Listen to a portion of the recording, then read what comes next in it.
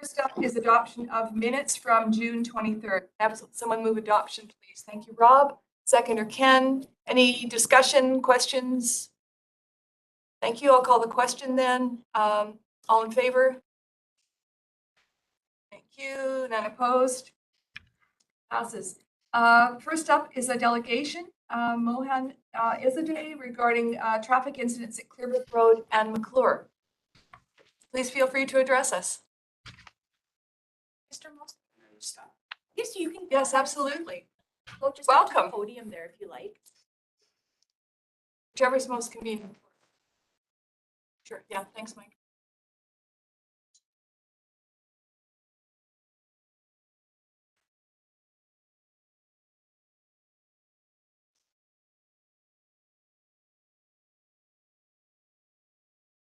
I'm a little bit nervous. Oh, don't be nervous. We're not scared. Thank you so much all for having me here, this meeting. Much appreciated, everyone. And I apologize first if my English is not perfect. Your English is Please perfect. apologize me. I want to just know first step to how important all residential and all the neighborhoods around the Clearbrook Road and Macklin, how important for City Hall.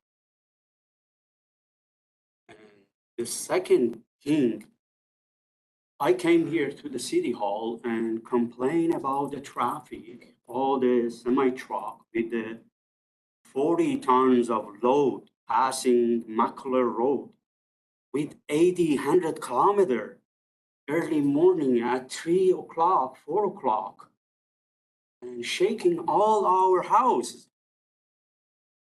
We are residential and we have to be, because we living in this area, and they said this is highway. Macklin is highway. Okay, I totally understand that. Macklin was highway long time ago. Right now is Macklin in the middle of the town. We have a residential this side and this side. From ODL start a playground, park. And after that, school at the intersection. I have a picture and I have a proof. The car broke the fence and went inside the school because I'm living in front of school and always I'm seeing students behind the fence, they playing there. If that time was school open, what happened? I don't know. I don't get that. The fence broken and the car went to the fence, went to the schoolyard. This is concern me. I have a lots of picture of accident because 60 kilometer in Macklin and they not passing with 60 kilometer. They passing with 80, 100 kilometer.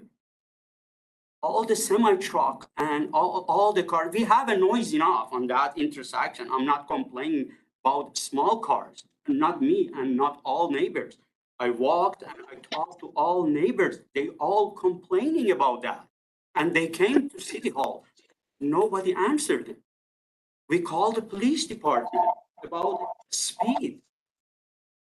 They say, okay, go to City Hall and talk about the speed in traffic department. I have all neighbors here, they signed the paper.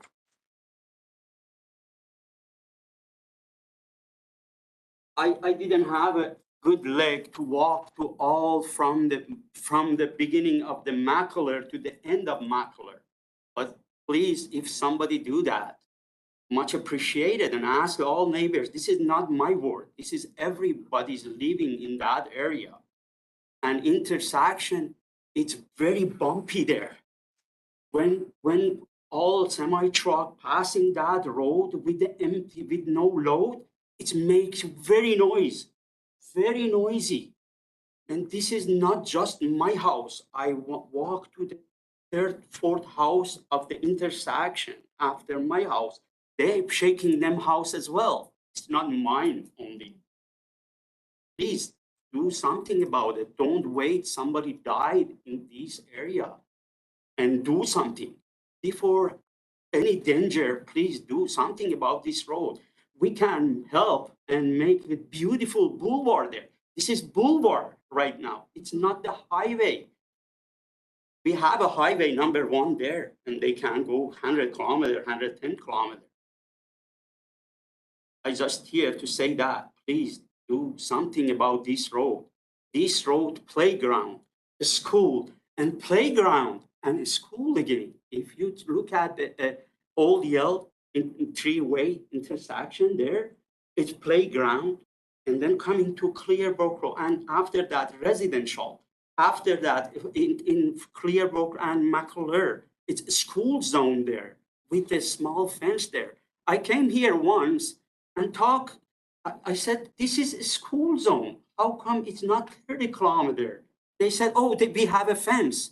I put gas in my tank and I drove all the Abbotsford and Chilliwack and Langley. I saw all the school does have a fence and they have a 30 kilometer. Why it's not that road, it's 30 kilometer. And the school zone and a school sign with the school students, and after that 60 kilometer. It doesn't make sense to me. Please, if something I'm wrong, please tell me about that. I want to correct myself and all the residents, we talk about that problem. Well, thank you for bringing this to our attention. I know we have heard from other neighbors in that area. I think you may be the first person who's actually come to a committee to talk to us, Yes. so I appreciate you doing that. I wonder, is there someone on from staff who can maybe just provide a little bit of information about what steps we might take from here in terms of receiving this complaint, these concerns? I don't see anybody from Abbey PD on, and maybe Mike, maybe you could, Kelly? From engineering. Thank you for coming in and expressing. My name is Mike My Kelly. pleasure. Nice to meet you. Thank I you. believe you may have been speaking with our Director of Transportation, Gordon. Yes, I did. So Gordon couldn't be here today. He asked me to come in and his stand. So our intention as staff is to review the corridor and the petition, and we will do some work, and we will come back to this committee with a report and present our findings for the committee on what staff believe is the issue and potential solutions. Okay, then they're working on it. Basically. Yes. Okay. Please just tell them, attention them to fix that bump. It's very loud. And they push that horn in the morning, and who can sleep after that? With lots of stress. I'm sure it's not, It's the not. things you've described are, It is, and I love my place. I love Abbotsford. I moved from Coquitlam to Abbotsford. And I think we all need to help and make a beautiful town. It looks ugly for all these road and all the semi-truck. What's the benefit for them to come to this road? And that's just damaging the all asphalt. They're all damaging all the asphalt. If you walk there, all the intersection, you will see all the bumpers. They do that, not in my car. yes, and that McClure is currently a truck route as well, right? So that's, I mean, that is the route that's designated for trucks, so they're, they are permitted to be there, but I know with the review, we'll look at. things like speed. It was bypassed a long time ago. I read about it. Not this moment. It's, if you see, it's in the middle of the town right now. It was a long time ago. Abbotsford was small. Now we have a big, huge town in here. People coming from Surrey, from Burnaby. They coming from Vancouver. Yes. You know, we have a big city right now, and this is in the middle. I never seen like that. Never. I traveled a lot, but I never seen the semi-truck with the 50, 40 tons of load passing in the middle of the town. It doesn't make sense to me, I'll be honest to everybody. And thanks for having me here. I don't have anything else to say, but That's, this is maybe, I said whatever I have to. thank you. And you've delivered the petition. Mr. Kelly has let you know that engineering will be at it. We also have, on this committee, we have representatives from the Abbotsford Police as well as from ICBC. And so everyone who's involved in looking at road safety will be involved in taking a look at what. Please, thank you. Yeah. Absolutely. And this is just a few of the neighborhoods. I didn't have a good leg to walk all the way That's to good. Well, them, thank you. but I believe they are not happy about this road. Well, thank you for doing that work, for bringing this to us. We really appreciate it. You're welcome to stay if you like. We're going to be talking about traffic calming. It might be of interest to you, but I better leave. I have all the best for you guys, and we're all hard working for us. But just please do something about this road. Well, thank you so much for coming. Really appreciate it. Yes. Thank you so much. Thank you so much, everybody. Yeah, thank you. Thank you so much. Yeah, Gordon. Thank you so much. Appreciate it. Have a good one. Hey, Kevin, Hello, apologies for being late. we've got, we have a lot of people here. This good one. I'm stuck in all the traffic calming areas. You were testing them out. Standing You my were ground. doing a little ground truthing? Yeah, Oh, my no, goodness. actually, it was two fire trucks. I don't know where they're going. They're going that way now. And it's a bit of a maze to get up here. Ah. But you all made it here, so it's, So should have left earlier. thank you for being here. So do we need to receive that delegation? What do we need to do with that in terms of just receiving information? Yeah, okay. We have Good. somebody move that we receive for information. Thank you, Rob, seconder, and thank you. All in favor? Thank you. Oh, I see Carol there too. Hi. Okay. With that, next up is traffic calming program. I see Mr. Boss's name, but we see Mr. Kelly here. So Thank you, Chair, and to members of the committee. Yeah, it's been a while for myself since I've been here. The November rains and subsequent flooding has had me working first in the Emergency Operations Center and then on the city's infrastructure recovery. Gordon, who normally is the transportation representative here, I couldn't be here today and asked me to stand in for him, present on this topic. It's one I'm familiar with anyway, so it's easy for myself to do so.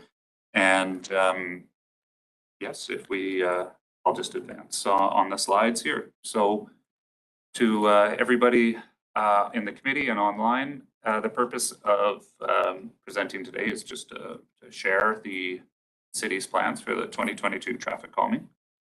And as a reminder just of how our policy works, staff follow the traffic calming policy. All requests are reviewed and determined which locations will be advanced for construction. We request that residents begin with, as our delegation member just said, a petition of a minimum of a third of the residents that are on the street that's being requested for traffic calming. Staff then follow that up with some work on our end to gather traffic data. And then if it is warranted, if the data supports what the complaint said, we ask that at least 50% response rate from that neighborhood, with 2/3 saying yes. And that leads us to proposing those streets for construction. When it comes to elementary schools, they get to jump the queue. And all that we ask is that the school principal reach out to us or a representative from the school, and they're installed as soon as the funds are available. They go right to the top of the list. If the speeds aren't high, but volume is, then staff look for cut through traffic as a way for traffic calming to be warranted in a neighborhood street. And one of the 7 locations this year, example of that. So it's not just speed. And just a final note at the bottom that not every road is a good candidate. Steep grade roads are not. So we look to construct traffic control devices on roads where the grades are 8% or less. With that said, let's have a look at which roads and neighborhoods are in this year's program. That map perhaps isn't the best one, so let's look at closer up ones. First Street, Blue Jay, we have an annual daily traffic of 1,360 vehicles. 85th percentile speed of 60 kilometers an hour, 85th percentile, and that 85% of all vehicles are traveling at 60 or What is speed limit? 50. Over on Southern Drive, in the park zone is where we were asked to look at as staff. So we have 1100. And in a 30K park zone, the 85%, 85th percentile, sorry, is 43 kilometers. So that was a strong candidate. Here is a street where a cut through is the reason why we are proposing a staff for traffic calming. You can have a look at the surrounding neighborhoods and street, and we're looking at Goldfinch with, I'm not sure if everybody can see online especially, but the blue lines indicate where we're proposing the traffic calming. On that corridor, we have over 2,000 vehicles per day. And you can imagine all the other streets around it, there's no way that they're hitting anywhere near that.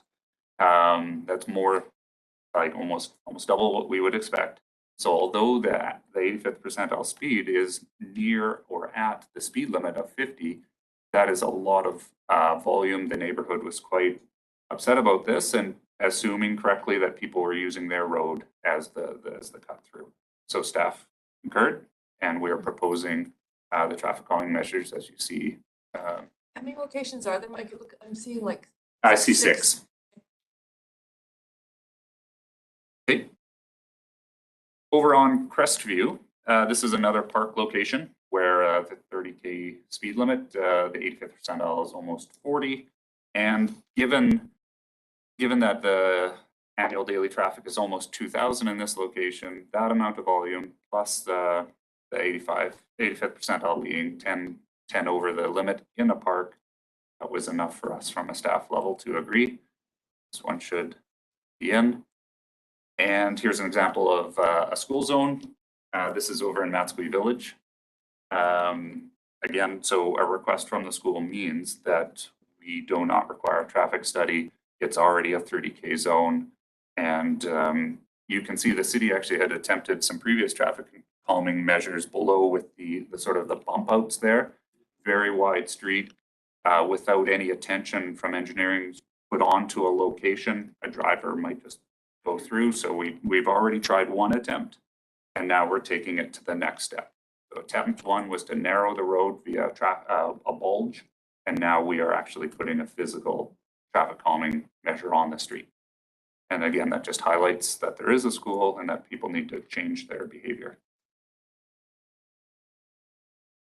Over in the area known as Peppenbrook, there is a park, and on the outside of that park, we did a traffic calming study, and there was 43 in the 30 park zone. So on those outside streets, about the amount of volume that we would expect in that type of neighborhood. However, the speeds being nearing 15 over, it is the only park. Those are the only roads into that neighborhood. So we agreed as staff that made sense to us. So we are proposing the 5 traffic calming humps in the roads leading up to and around the park. I believe finally, this is our 7th location. This is Glen Mountain Drive. And the 85th percentile was quite high for this 30K park zone. So we're proposing the singular traffic calming hump.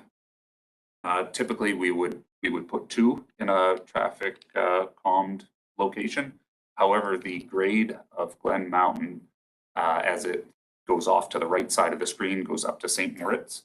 And unfortunately, those grades get quite steep, which is probably why the 85th percentiles are as high as they are. But the neighborhood was quite passionate and really wanted us to make an attempt. So we enhanced the signage last year with our partners from ICBC, making the park signs bigger and more visible. And now we want to try and help the neighborhood with a singular traffic calming in the area where it's underneath that 8% threshold. Just before I hit to the recommendation, I just want to touch on the financial side of it. Just that the capital budget that's been approved by council for traffic calming this year is $109,000. We can accomplish all those 7 locations for that amount. It will be a mix of speed humps, some raised crosswalk. It includes the road markings and the signage for it. And as always, we will reach out to our partners at this table from ICBC for financial support for road safety initiatives called their Road Improvement Project. The city's transportation department works every year with ICBC, and they help us deliver road safety improvements in the city and financially give us a contribution for that. And that helps reduce our costs for this and allows us to do more of this work. So Thank you, ICBC. that's the last bit. And the recommendation is the committee receive this report for information and of course, available for any questions. Have someone move, please? Kevin, second Ken. Open it up for questions, comments. Kevin? Question. The Goldfinch one, Okay. you'd mentioned that it was quite a bit higher than expected for the area, Yes. meaning that people are driving through there Yes. to get somewhere, whether it's to. In the Mount Lehman area, it could be as a result simply of the location of the High Street Mall and the location of late and around that area. But the neighborhood expressed a concern to the volume, and we did our traffic count, and it did jump out at us as more than a residential local street would normally have. And we looked at the context of the other neighborhood streets around it, and it was a bit of an anomaly there. So without the speed driving the action from cities' behalf, it wasn't that people were doing 65 down these local streets. It was just that there was quite a bit more traffic on that street, on a local street, than would normally be. So the intent here, though, is to basically would be changing people's travel routes. So, Yes. like I go through there, I bounce through there manually, then I find a different route. So I would now go down Sandpiper. What I would do. If that was your preferred location, it's just that when there's an imbalance in a neighborhood, what we try not to do is just be siloed and think that just doing one thing won't have an effect on others. We're aware that traffic calming for a cut-through purpose has the intent of helping the people on that street and dispersing traffic a little more evenly. So in this case, it might be Sandpiper. For somebody else, it might be a different route or road, but the intent is to help the people on the street, where we look at the data and go, that is a bit of an outlier, either speed or volume, and say, if we do this action, what is the likely intent? A little more disbursement of that traffic. And that is what we're proposing here. So when they move from Goldfinch over to Sandpiper, do you follow up on that traffic, or do we wait for? Sandpiper already has traffic calming on it. It was a previous road. And so, yes, but again, we try to have a neighborhood context, and we understand that our actions do cause a change, and it's intentional. I always say it is tough to engineer better driving behavior. And as the previous delegation is a perfect example, we have a problem, and engineering has a part of the solution. We design a road, we say what the speed limit should be on that road, and we maintain that road. But ultimately, it's the user of that road. If a person is determined to go fast or take a particular route, or use their engine brakes or something on a road, very tough for us in engineering. So we have a part of the solution, but we also know that when we take an action to try and help that solution, we may cause other things that to happen. So we're very sensitive to that. So when we look at a road like this on Goldfinch, we see that there's quite a bit higher traffic than we'd normally expect on a local residential road. Shouldn't be that much traffic. What's going on? Okay, people are avoiding a traffic light over here. They know there's construction over there, and for no fault of their own, the people that live on this street have just cars continually, and they reached out to us for help. If we agree that they should be helped, okay, we can help them. It does mean other neighborhoods will, if people are determined to still do a cut through, might choose a different street to cut through. What are their volumes? If they go up a bit, is it still reasonable? In this case, we determined yes, it would. Sandpiper is built and is ready for a little bit more traffic. If in your hypothetical, I mean, yes. So we did consider that. We look, you know, everyone's going to work, they're coming home, they're trying to find the easiest way to get there. Mhm. And of course, the construction, Mount Lehman and McClure for that. Yeah, That right. would have been a big contributor to that. Yep. Either way, trying to get. So thank you though. Problem? Ron, see your hand up, Ron? Yeah, how you doing, Mike? Just curious, I was in late, so did I miss the first slide or two? Is it an online request for a principal or for anybody for that matter? Online requests for principals are. Thank you. Through the chair, yes, thanks, Ron. We'll intake a request. It could be a phone call, it could be an email. It doesn't matter to us. We'll respond from staff to have that conversation with whatever the school. In this case, it's the Punjabi school, the Hamish school, and staff just have that conversation first to get a better understanding, whether it's a Abbey School District school or a private school. From a transportation perspective, it almost doesn't matter. We just want to understand what the concern is. We'll look at it and we elevate it because of the elementary school nature of it, and it goes right to the top of the list. We bypass the need for a study.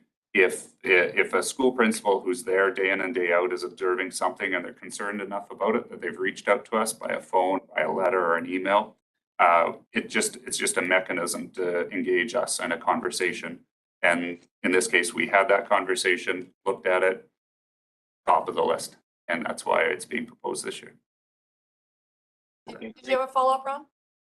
Just one other one there, Mike, with the, you were mentioning for Blue Jay down on Southern and Blue Jay itself. What about that access road that comes from Southern Drive up into the campus area, that roadway there?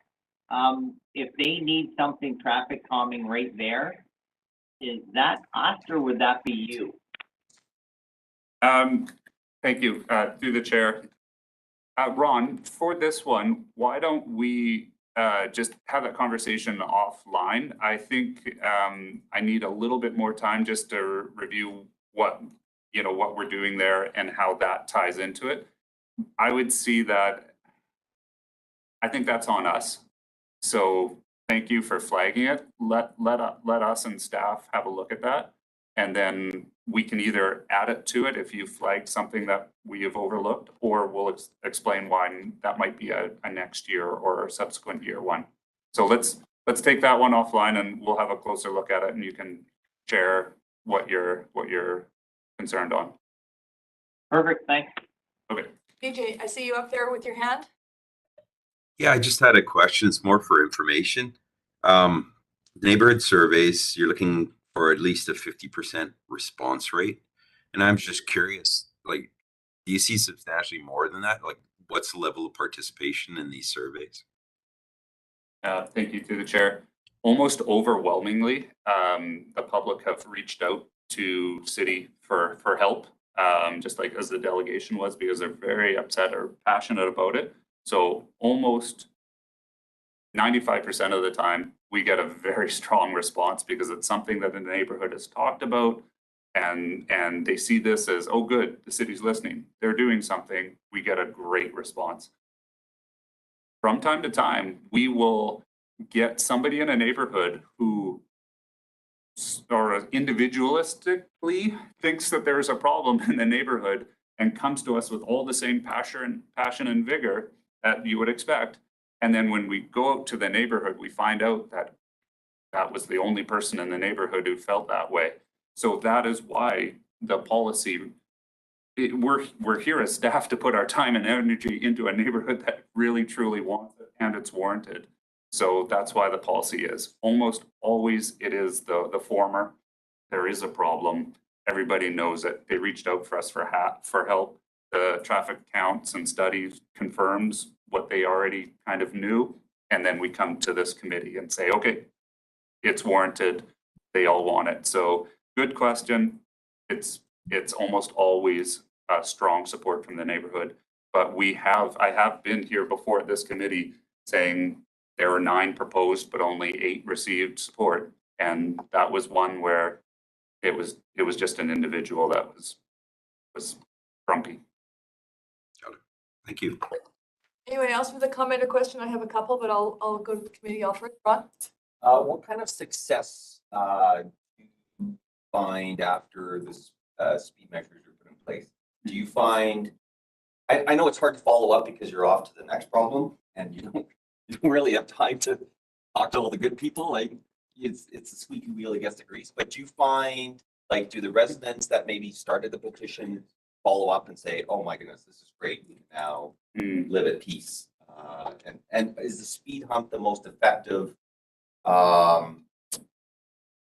bang for your buck for calming traffic down? Through the chair. Those are great questions. I'll tackle the first one. You are correct. The need in a growing city is so many neighborhoods' hands are up. And so we do get focused on what are we proposing for this year? And we're already looking 1 and 2 years out going forward. So we do go forward in that matter. But we also do hear both positive and negatives. The positives being, yeah, the thank yous. Oh, that's good. It's exactly what we wanted. Thank you for listening. Thank you for doing something. And then we will get the surprised person who called back and said, you know, I asked for it and you did it. And I'm shocked. People are still driving fast because that's that whole engineering can't change behavior. If you're determined in your dually that you're late, or it's just, I'm going, a speed bump, if you don't care about it, isn't that much of a deterrent. That's just the fact. We always try and have an educated conversation with a member of the public who has asked for traffic calming and said, this is not a silver bullet. It's not going to make all your problems go away. We will do this for you if it makes sense and you want it. That's why we're here. We'll do it. But you may see that a member of the public will speed up in between those speed bumps because they've have a perception that they were slowed down by mean City Hall, and now they're going to speed up between those speed bumps to make up for that perceived loss of time. Or you have somebody that just doesn't care. Or, you know, and it's not always it. Anyway, we have that conversation to try and balance it. That they're sometimes just coming in, they've settled it in their mind that the speed bump is the thing that's going to work. And we try to say, oh, it might, and it might not. But if it makes sense and we follow the policy and everybody in your neighborhood wants it, we'll do it. So that's that question. And is it the most effective tool? Is it the best bang for our buck? Ultimately, yes. But there are different types of traffic calming treatments. It may be a speed hump. It may be a traffic bulge. If there's other considerations in the neighborhood, like there's a lot of walking traffic and narrowing the road will have the effect of squeezing a driver, but also making it better for a pedestrian who wants to cross the street. So it's not such a long crossing. There's different treatments. We try and choose the right one for the neighborhood. We have a few different tricks. And when we come to a committee like this, maybe there's not the time to really get into all the weeds of each one of these streets, but know that we've looked at the design, the intent of the street, and we're trying to match the right traffic calming treatment to the street. Yeah, so we have that lens on. As this is recorded publicly for the public, I do stay within all posted speed limits. Good to know. Thank you for sharing. We should We- keep that on there, right? We were speaking hypothetically. People are watching for the Yes. illegal The speed. jackrabbiting is real though. Yes. And the people that have homes right after or before Mhm. those humps are the ones that may not be satisfied with them. Ted, Carol, Mark, anybody got a question or comment? I have a couple of questions. One is the delegation actually mentioned, and I know we hear this from time to time about once you have a 30-kilometer zone and then you suddenly bump up to 60 right after that, or and I think he mentioned 60, and I made a note when he said that. Mhm. How does that factor in when you're doing, the look at the neighborhood and figuring out what you're going to do? Is what determines whether or not those signs also get changed, or the speed limit doesn't go from 30 to 60? Okay, thank you, Councillor. For members of the committee, I will address the question, of course, because you've asked, but I really think the best thing for us to do to give the residents and to give the delegation the proper kind of answers to let our director and staff do work on that corridor and come back at the next meeting with a proper report that gets into everything. And that will allow everybody virtually and in person to get into all the details. But just because you've asked, on McClure, we don't actually have a 30 zone that goes. That's a Gordie Howe middle school. So across BC, across Canada, engineering folks in transportation try and make every school zone the same. So whether you're here or in a different province or traveling around, a school zone's a school zone. It allows you to adjust accordingly. So elementary schools, 30K, and fenced for kids, but also to keep the soccer balls and whatnot in that space, and it's 30. Gordie Howe, Mowat Senior, once you get into the middle and seniors, they may fence their properties for different reasons, but that is a 50. And I believe, and again, I do want to let our director lead this report, but we're looking at the whole, through that conversation, the McClure corridor. Right. Right. So I'm happy to answer the question, but yeah, we're on it. I just also wanted to comment about the signs with, is it 2 years ago now, 3, that the signs went on the school zones with the yellow markers as well. That's something that people have really commented a lot about. I hope it's changing behavior. It seems that people are watching and they're paying attention, because when I hear people commenting, especially the end of the zone, some people aren't like, where am I? When do I get to speed up again? So I think that's been very effective, and thank you. Yeah, partnership. Thank you for that. And most recently, the playground zones, for the same reason. It's the same child or the same mom with kids that might be going to a school or summertime going to the park. So same reason. It's the same user group that's using the school or the playground. So we're trying anytime we can give more information. Again, that whole engineering behavior thing, we wanted to partner with ICBC on it, came to the committee and got the endorsement. And one final question is, these projects that you have given us today that we're looking at, what's the communication with the neighborhood? So do you go back to the petitioner, or how does the neighborhood know something's happening?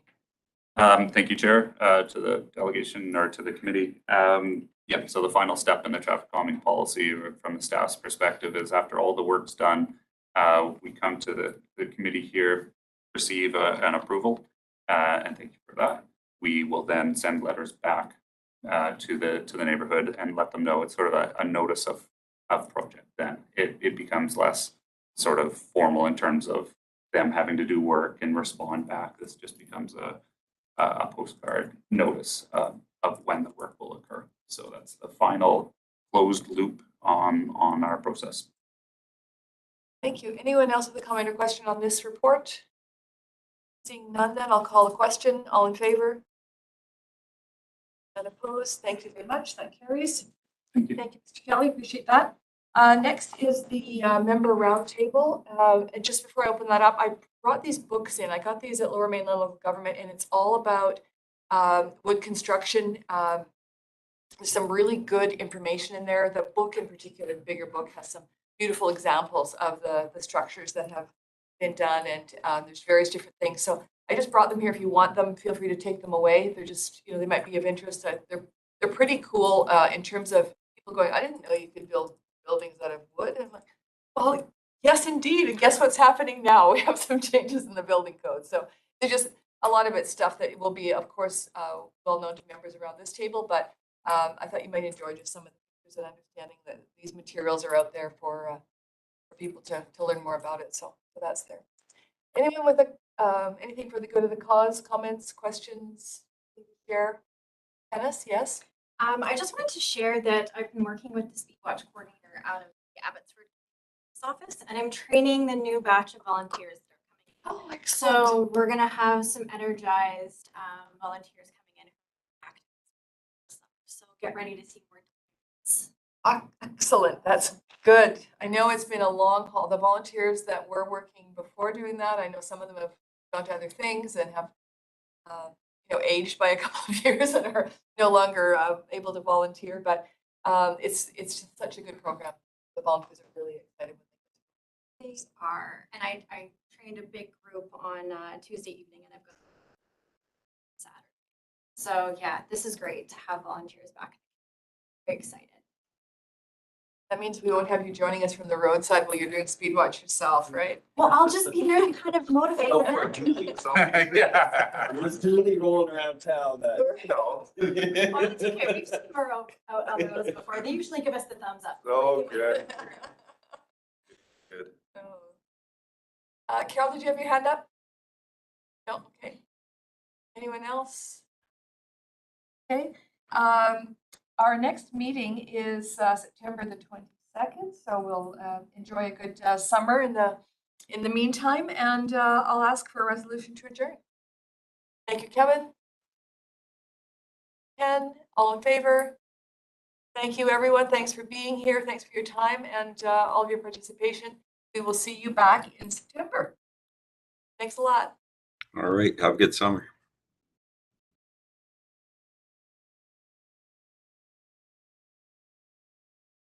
Already